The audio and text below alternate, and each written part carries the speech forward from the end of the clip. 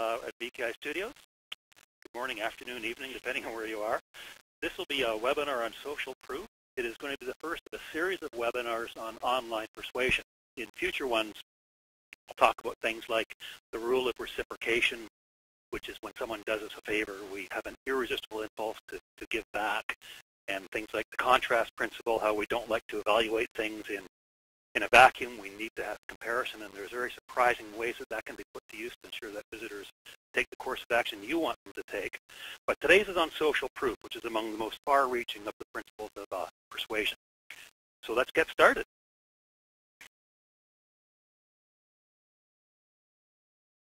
Let's start with a definition. In a given situation, we view a behavior as correct to the extent that we see other people performing it. In other words, social proof is a decision-making shortcut. What that means is there's no need to do a real evaluation. We simply observe what other people are doing and follow the pack. Now, this sounds simple enough, and it explains a lot of very obvious phenomena, like, for instance, the most obvious one being the bandwagon effect. This is how once something starts to catch on, everyone starts to jump on the bandwagon. And this thing back to the 90s when everyone started smoking cigars, including Demi Moore and Arnold Schwarzenegger. You could talk about tattoos and piercings. 20 years ago they were subversive, and now they're completely mainstream. We all do it, myself included. I'm not sitting here saying that I'm above this. I'm sitting here sporting a goatee, and 20 years ago a goatee was worse than a mustache is today. It's totally gutter and would have been really embarrassing, and I would never believe 20 years ago that I was going to have one. But here I am sporting a goatee, and that's pure social proof. Why is it such a powerful influence? Why is social proof so powerful? It's because, like all decision-making shortcuts, it usually works for us. The popular course of action usually is a pretty safe course of action. It may not be the best, but it's usually at least a safe course of action. So it does help us in everyday life. We don't have to perform 100 different evaluations today. We just follow the pack. But it can at times work against us, and in some very subtle and surprising ways. So let's look at some of the surprising ways social proof can work. This is a real-life example. This is not a study. It's a real-life example. There's an infomercial, and it contained a typical call to action. Operators are waiting. Please call now. Well, that sounds okay. It's clear what to do. It's maybe nothing very terribly creative, but it sounds like a clear call to action. It should work. It sounds like it's very easy to respond. You're not going to be put on hold. Operators are waiting. But sales were kind of stale. So they called in an expert, this guru named Colleen Zott, who had an insight, and she said, operators are waiting. That sounds like they're idle, like they have nothing to do. Nobody's calling. So she made an important but subtle change. She changed the call to action to, if operators are busy, please call again. If operators are busy, please call again. Logically, that should be worse. I mean, who wants to call and get a busy signal or be put on hold? You would think that would scare people away, but it didn't. It drove sales through the roof. Why? Lots of people calling. If operators are busy, that means there must be lots of people calling, which means it must be a great deal. I'd better get in on this deal. So it's completely counterintuitive how by inconveniencing your customers, by telling them they're going to have to wait, you actually motivate them to respond. What are some other examples of social proof? Think about the canned laughter. I don't know that they do this so much anymore. I haven't watched a bad sitcom in a long time. But certainly back in the 70s and 80s, really poor quality sitcoms always had this canned laughter. And it was so obviously fake. This canned laughter is so obviously fake. Everybody hates it, not just the home audience, but the writers found it insulting, the cast members, the directors, everybody hated this canned laughter. And yet the network executives insisted on it being included. Why? Because it works. Jokes are perceived as funnier if we hear laughter. And this is such an automatic response that it works even if the laughter is obviously fake. Interestingly, the worse the quality of the show, the more effective this is. Good shows don't need it. But poor shows, Gilligan's Island, Three's Company. If you don't have the canned laughter, people, the quality is so low, people don't know when they're supposed to laugh. Another example, and this was a study by Milgram, who's the same Stanley Milgram did the famous obedience to authority experiment. What he did was he hired experimenters to stop on the streets in New York City and stare at the sky. The indignities that a social scientist has to go to. He found that if one person stopped on the street and stared at the sky, basically he was ignored. People would just ignore him and walk by. But when you got a critical mass, say 5 people stopping on the street staring at the sky, inevitably a crowd gathered. A crowd would gather of people staring at the sky, and of course there's nothing there. But if others are doing it, there must be a reason. And that is just social proof in action. Now that, of course, is a pretty trivial example, but let's just look at how far-reaching this can be. Here's a real tragic example.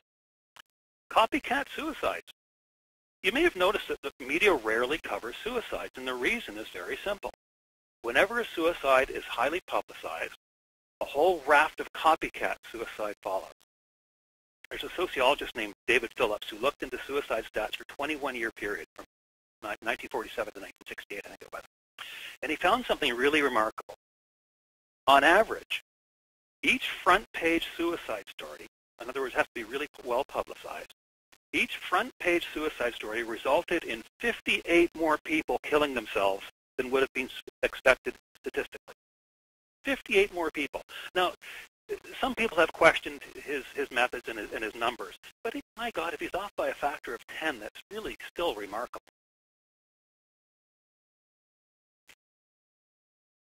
Even weirder is that similar studies have shown that a well-publicized murder-suicide, this is, say, a pilot or a driver taking his passengers, crashing his vehicle intentionally and taking his passengers with him, only leads to increases in similar murder-suicides, and well-publicized individual suicides only lead to increases in more individual suicides. So it's very selective. What's going on here? Well, again, it's social proof. Troubled individuals they look to see how other similarly troubled individuals handle their misery. They read about a suicide, and the solution, so-called solution of killing yourself, is validated. So that's what's going on. It's just a tragic example of how powerful social proof can be. The one you see that marketers use most often, of course, and we've all seen this 1,000 times, the best-selling car in America, the best-selling car 3 years in a row. Think of McDonald's, over 100 billion served, 50,000 customers, can't be wrong. It may seem tired and cliche, but it works. We need to know that the option we're considering is a popular choice. If it's popular, if lots of people are doing it, we know at least it's safe. It really helps us make our decision. So these things are commonly done because they work. Make your product or service seem popular, and others will buy it. So on websites, here we are, we're just showing our best sellers. Now this one maybe is a little bit too subtle. Would have made this one a little bigger probably, but the principle is sound. Highlight your best sellers, and then if people know that lots of people are picking this product, it must at least be a safe choice. Other examples, really obvious. I won't dwell on this because it's so obvious. Reviews, ratings, testimonials, they're all extremely powerful, and they're all examples of social proof. We love to read about other people's stories, and we model our behavior on them. This on the screen now is an e-commerce example, obviously, but it's not just e-commerce. This works everywhere. Professionals, doctors, lawyers, accountants, or real estate agents. This testimonial here is from a lawyer's website. But in virtually any business, there'll be ways to incorporate social proof into your marketing and PR efforts. Even in banking and insurance, you can talk about the number of customers you have, satisfaction indices. Anything indicating you're a safe and popular choice is going to be very, very helpful. Pop quiz. With an online auction, say eBay, is it better to start with a high price or a low price? Well, according to social proof, generally speaking, you want to start with a low price. Why? More people will bid. If no one else appears to be bidding, or if it's just one or two people, that's just downright frightening. But if there are lots of people bidding, it must be good, or at least it's safe to bid. Now, there are other reasons, too. People do start to feel an ownership over something they're bid on. They hate to be divested of something that they think they're going to own, and it can get competitive. But largely, it's just pure social proof. Something looks popular, must be a good choice. I will offer one little caveat, though. This only works with fairly popular items, something that you can expect you're going to get multiple bidders on. If you're dealing with something that's really rare or exclusive, a high price might work better, because if you're working with something that the appeal is going to be more limited, you might only get one or two people bidding at any price, and then, well, that looks scary. If the social proof does not kick in, so you want to use something else, like another decision-making shortcut, which is high price equals good. If something is more expensive, we tend to assume that it's of better quality. And why? Well, because it's generally true. It's not always true, but it is generally true. So those are the fundamentals of how social proof works. But let's see, how do we kick it into high gear? How do we really get it functioning for us? I'd like to talk about the power of people we like, because social proof works best with people we like. So we have to ask, who do we like? Well, first of all, we like people who like us. It's no coincidence that the best salespeople tend to be people who genuinely like other people and don't mind showing it. Gregarious folk who really make it clear that they like their customers. By the way, this principle is also a good way to get in good with the boss. If you can, without being Smithers-like about it, you can be subtle about it, let it be known through the grapevine that you really admire your boss. Guess what? Your boss is going to like you more. Again, you've got to be subtle about it. We also tend to like people that are working with us towards a common goal. An obvious example would be sports teams, whether it's pro or amateur. When we're part of a team working towards a common goal, there's a real bonding thing that goes on. But it also applies to work. You're working on a big project with someone. You get to like people that you're working alongside with if you share a common goal. Sad but true, we tend to like attractive people. It's been shown in countless studies that attractive people are seen as more likable, more trustworthy, and more competent. I'll discuss this a little more later, but just don't take it too far. We don't want to look at attractive people but not models. You don't want to use models, but you want to use attractive people. But when it comes right down to it, if we're going to ask who do we like best of all, quite simply, we like people who are similar to us. We like people just like us. Look at this remarkable survey done in 2008. Asked, who's the most credible source of information? Well, at the bottom of the list, bloggers. A company CEO, only 23% of people thought that the company CEO was credible. Too much of a vested interest, and not very much like themselves. A company employee was better. Nonprofit rep, about half people thought that was a credible source of information.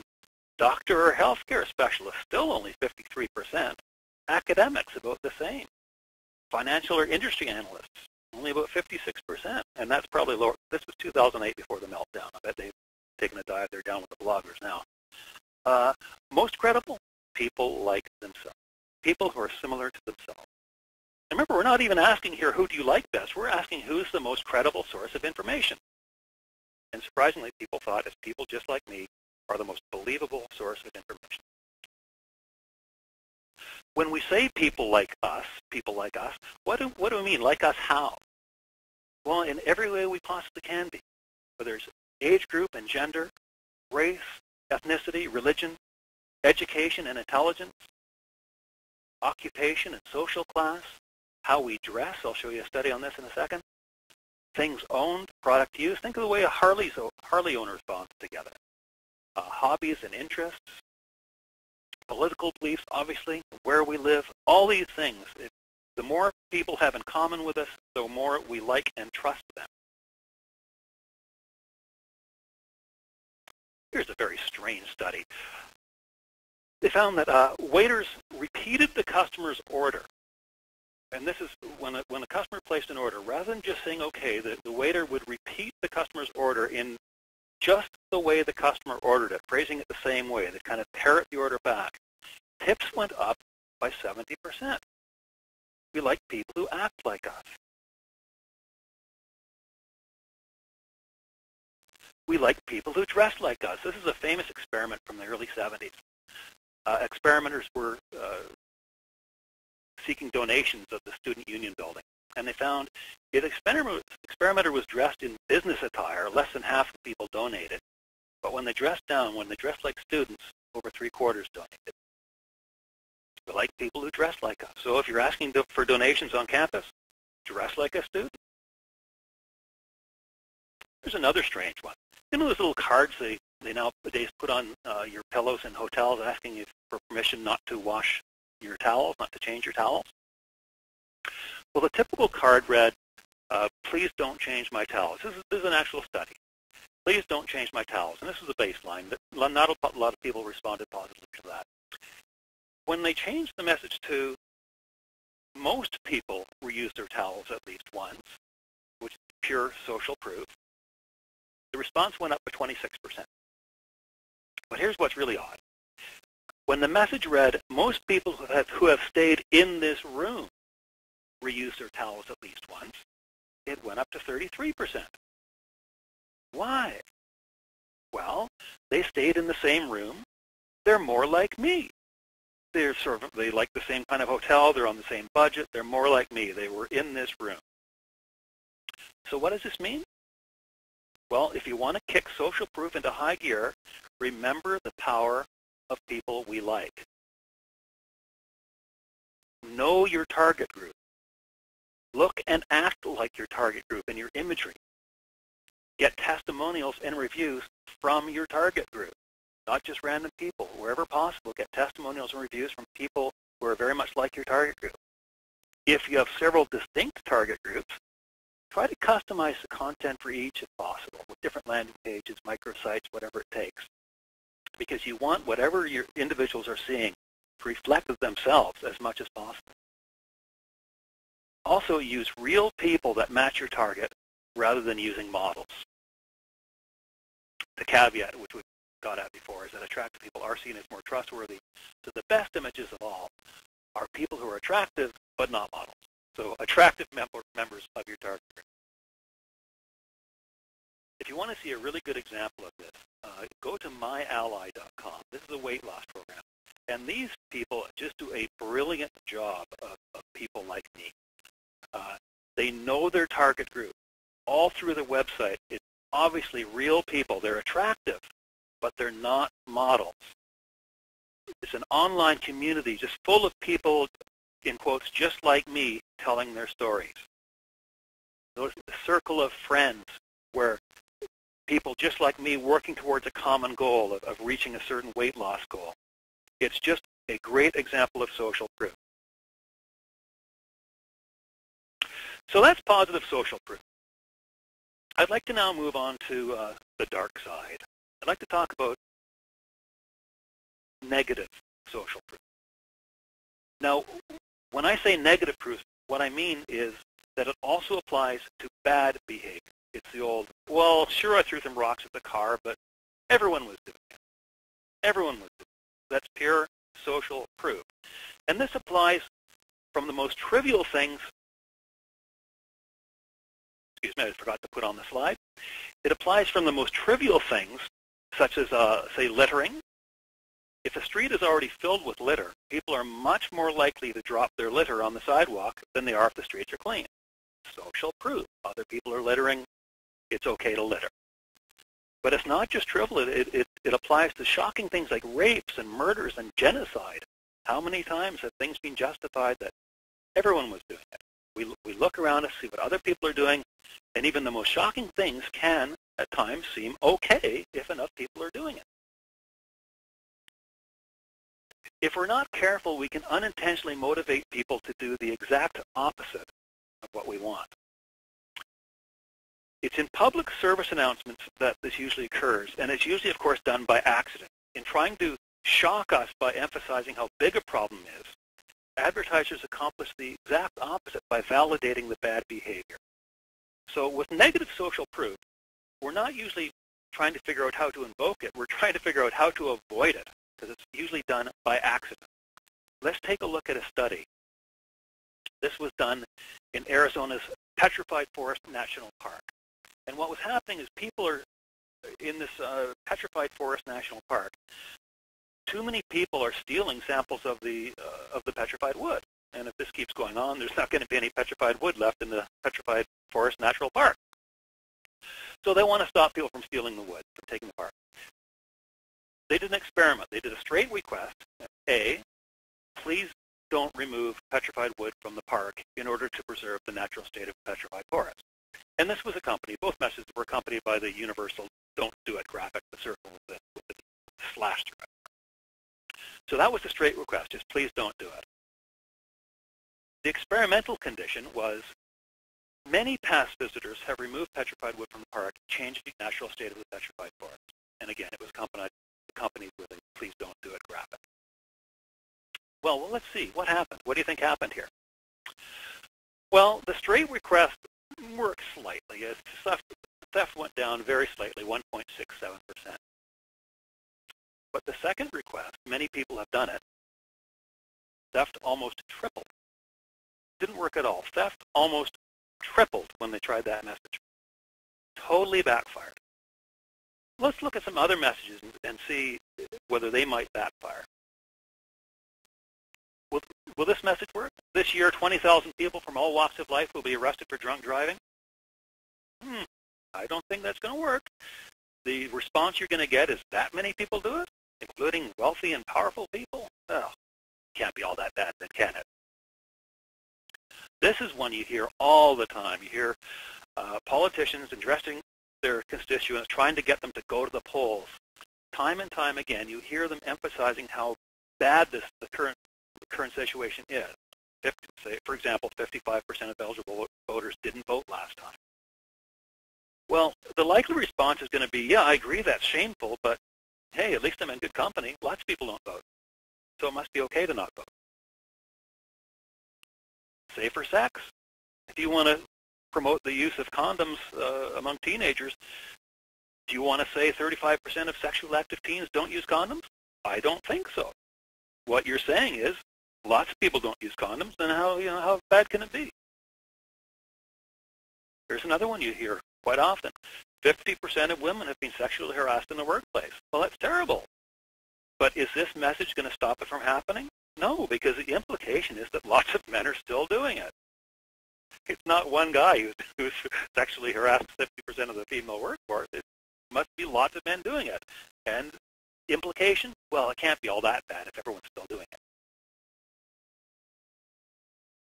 It's not just in public service announcements that negative social proof can rear its ugly head. What about this message? 60% of homes still do not have alarm systems. Again, if that many homes are still unprotected, I guess it's just not that important. Most people don't have one, so I don't need one either. So what's the solution? We've seen how we can predict the backfire effect, but how can we avoid it? Well, the solution is that you don't want to emphasize how common the behavior is. If you emphasize how common the behavior is, you're simply validating the behavior, and that's what's really going on. If appropriate, what you want to do is point out that it's illegal, expensive, outdated, dangerous. It depends on what behavior we're talking about. Whatever is appropriate in the circumstances, point out the negatives rather than talking about how common it is. And better yet, again, if appropriate, emphasize that the behavior is rare, that it's universally scorned, that it's practiced only by the odd social outcast. And that way, you get the power of social proof working for you rather than against you. I'd like to move on to another really fascinating phenomenon, which you probably heard of to some degree. And like negative social proof, this is something we're not trying to invoke. It's something we want to avoid. That's diffusion of responsibility. Well, to avoid its being invoked unintentionally, we first have to understand what it is and how and why it happens. I'll start with the most infamous example of all time, and this is the murder of Kitty Genovese. This was in Queens, New York in 1963. Now, I should say right up front, the media, to make a better story of it, exaggerated the facts quite a bit on this one. But even the real facts are pretty frightening. It was late at night, and Kitty was returning home from work as a bar manager when she was savagely attacked. The assailant, who was armed with a knife, attacked her 3 times over a 35-minute period. The papers reported 38 witnesses. That's being questioned, but there were at least a dozen witnesses to the attacks. She was crying out for help, but nobody really came to her aid. Again, the papers kind of exaggerated this. Someone did at the beginning of the attack yell, "Hey, leave that girl alone." And this is why she was attacked 3 separate times, because he kept getting sort of scared away by people who were making some motions to offer assistance or show some concern. But then he'd come back because no one actually came down to help her. No one ever came down to check out to see if he was okay. Every time someone would come to the window and yell something, he'd just run away, and then nobody would come down, and he'd then come back and resume his attack. The media reported that nobody called the police. It's possible that early on someone actually did call the police, but they downplayed the seriousness of it. It was kind of ambiguous what was going on. He wasn't clear what was happening. So he told the police that it seemed to be over and now that they'd left, so the police never came. Well, in the third attack, she was finally killed. In the weeks that followed, everyone was just stunned. Everyone was bewildered. Even the witnesses, when asked, why didn't you help? Why didn't you call the police? Why didn't you go down and check on her? The most common answer was, I don't know. The media got hold of it, and the media attributed it to the cold, uncaring society. They were using the word apathy all the time, indifference to our neighbors, not wanting to get involved. It's the downfall of civilization. It's unique to big cities, particularly New York City. It's the end of the world. Well, all this makes a great story, but you know what? It's just not the case. That's just not what happened. Studies have proven that under different circumstances, bystanders will help. Yes, even in New York. What doomed Kitty wasn't apathy, it wasn't cold-heartedness, and it wasn't the not wanting to get involved thing. There were 2 things going on. This is what doomed Kitty. The first one is pure diffusion of responsibility. What that is if other people are around, responsibility is spread out. We might even believe that someone else who's more qualified will help. In medical emergencies, for example, if we're not a doctor, we're not a nurse, maybe we've never even taken a first aid course, you might just think, well, someone who's more qualified to help, I don't know what to do. Or you might think, someone else already has helped. In the case of Kitty, witnesses didn't know whether other people had called the police or not. So responsibility is spread. So with Kitty, it wasn't so much a case of this happening despite 38 witnesses.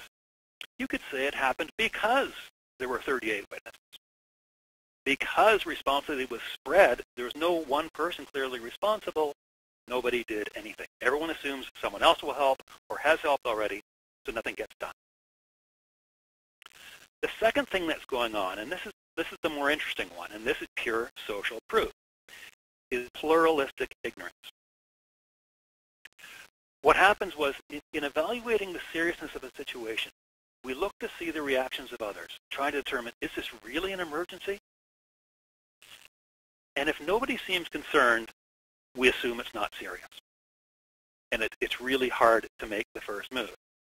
Now, of course, this really happens mainly if it's ambiguous. If the person is obviously hurt, if the person is bleeding, people will help. But look at the case of Kitty. None of the witnesses actually saw the entire attack. It happened in various locations around her apartment complex, and no one had a view of the whole thing. People saw bits and pieces of it.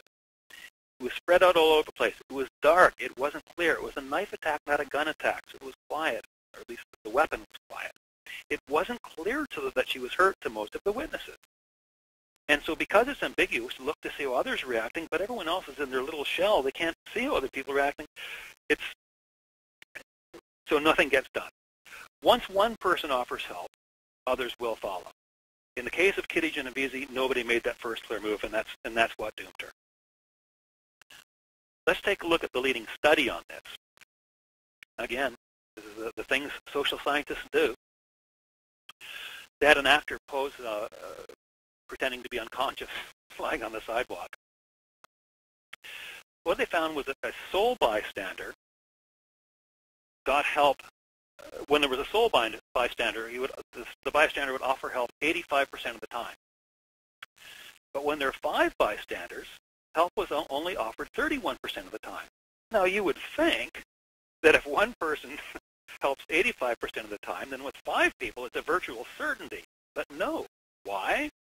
Because responsibility is diffused. There's lots of other people around. Someone else will help.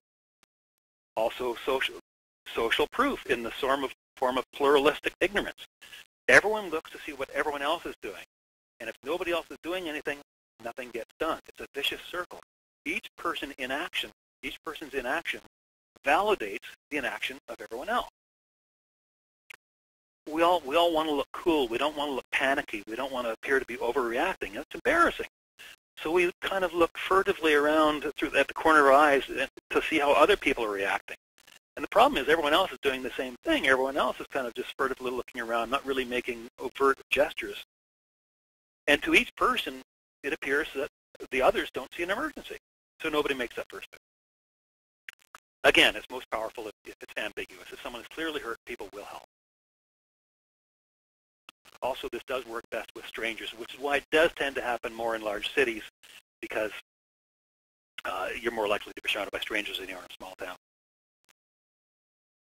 So how do we counteract this? Well, you don't let your visitors pass the buck. You place responsibility squarely on one person and communicate, if not you, then who? You remove the ambiguity. Take a look at this classic piece of communication. We've all seen this ad. Would it be as effective to say 200,000 we need 200,000 volunteers? Well, no.